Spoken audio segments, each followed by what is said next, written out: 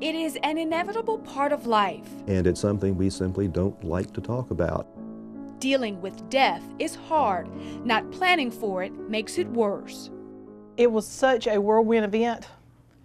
It was really kind of just numbing. Cancer took Tammy Chapman's father, Julian. She was responsible for the funeral. He did own a burial plot, but didn't have life insurance. That left Tammy with few options. When he passed unexpectedly like that, we had literally just enough money to bury him.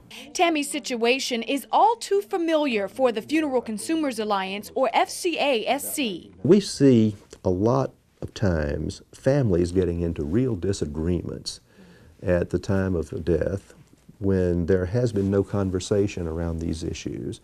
Overton Ganong says families should talk about what they want. Tight budgets make that conversation crucial. Funerals, are not inexpensive. Greg Dunbar manages a funeral home in Columbia. He says the average cost for a traditional funeral is $8,000. That includes everything from embalming to flowers. According to a price survey done by the FCASC, the average price of embalming in the Midlands is $613. But consider this, most steps of a traditional funeral are optional.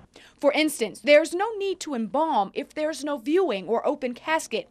Another traditional funeral option, caskets.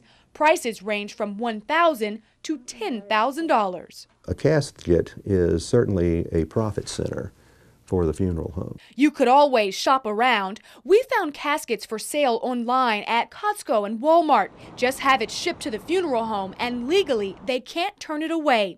Next, the vault, another way to save. One Midlands funeral home charges $30,000. Ganong says it's cosmetic. Regardless of whether the body's embalmed, regardless of whether it's in a casket, in a vault, the body is eventually going to decay.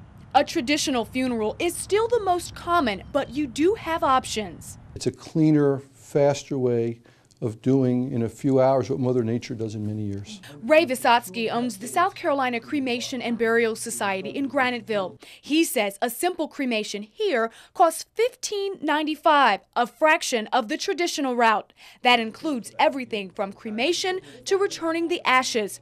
Ray says he did well in the recession with people looking to not break the bank. It's not always their first choice, but sometimes they just don't have that choice. But there is a less expensive and more earth-friendly option. But it's every bit as respectful and professional as what you're going to find anywhere else.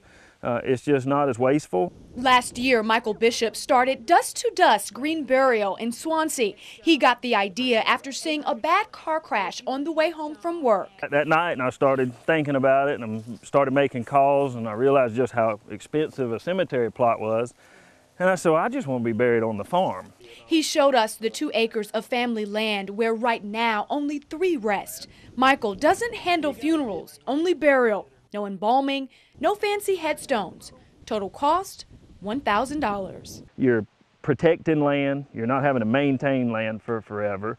You're just going back to earth naturally, which you're going to do at some point anyway, just much quicker my way.